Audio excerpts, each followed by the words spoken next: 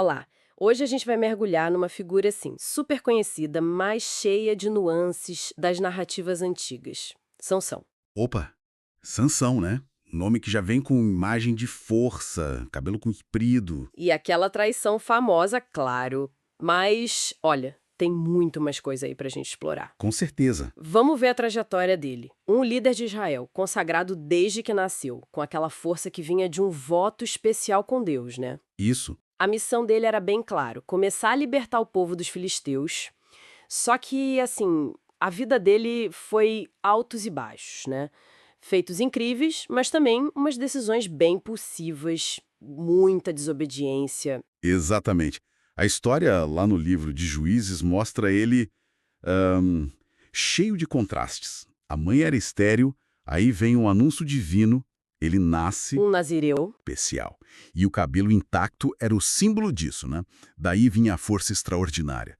Mas é crucial, essa força estava totalmente ligada à obediência, à fé dele. Certo, vamos desempacotar isso então. Começando por um momento curioso, logo no início da vida adulta dele, o casamento com uma filisteia. Ah, sim. Isso já começa tenso, né? Totalmente. Casar com estrangeira, ainda mais filisteia, não era bem o que se esperava. Mas o texto até sugere que podia ter um propósito maior ali, tipo criar atrito com os filisteus que já dominavam Israel há uns 40 anos. Faz sentido. E durante a festa, ele solta aquele enigma, né? Do que come saiu comida e do forte saiu doçura. Baseado no leão que ele matou e depois achou o mel dentro da carcaça. Só ele sabia. Uma aposta alta, valendo 30 conjuntos de roupa chique. Mas aí a coisa desanda rápido. Pois é, porque a esposa é pressionada pelos convidados filisteus.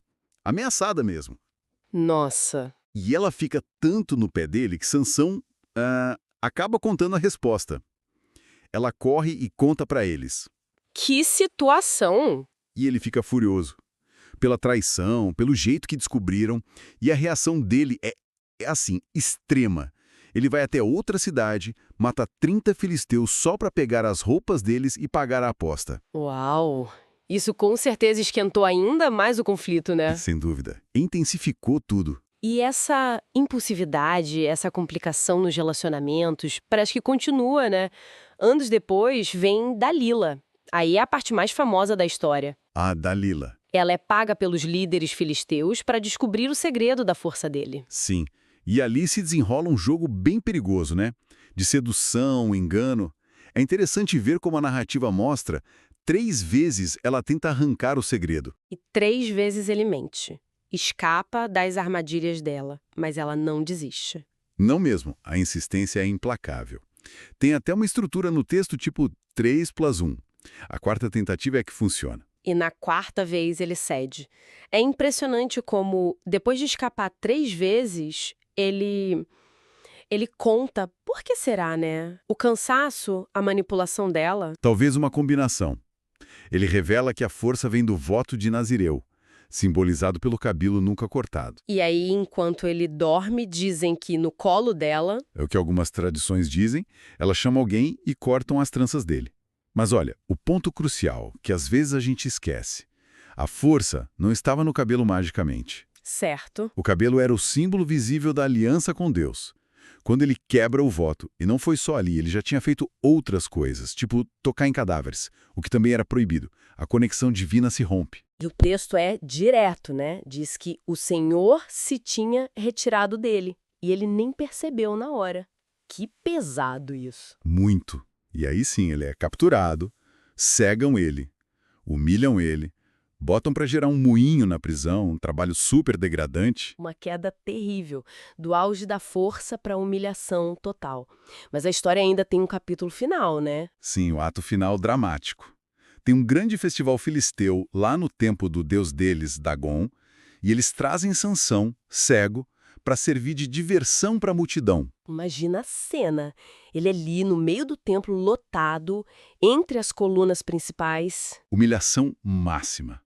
Mas é nesse momento que ele faz uma última oração. Pede a Deus força só mais uma vez. E a força volta. Ele se apoia nas colunas centrais e empurra. Derruba o templo inteiro, Sobre todo mundo. Inclusive ele, exatamente. Sobre todos ali, incluindo ele mesmo. A narrativa até fala que ele matou mais gente na morte dele do que em toda a vida. Nossa, que final poderoso, trágico. Ele cumpre a missão de abalar os filisteus, mas o preço é a própria vida. Um preço altíssimo. A história de Sansão é, sem dúvida, fascinante. É um mix de poder divino, muita fraqueza humana, fé, erros gigantescos e consequências. Mostra como a desobediência leva à perda, né? Mas também como talvez um retorno à fé mesmo no último instante pode trazer um último ato de propósito. Verdade. E o mais curioso, talvez, seja pensar que, apesar de todos os tropeços dele, dessa imagem popular focada só na força bruta e na Dalila, Uhum. tradições posteriores, tipo no Novo Testamento, no livro de Hebreus, colocam Sansão na lista dos heróis da fé. Isso é interessante mesmo. E aí fica a reflexão, né?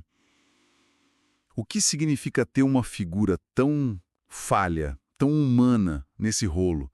O que isso diz sobre a relação entre Deus e as pessoas?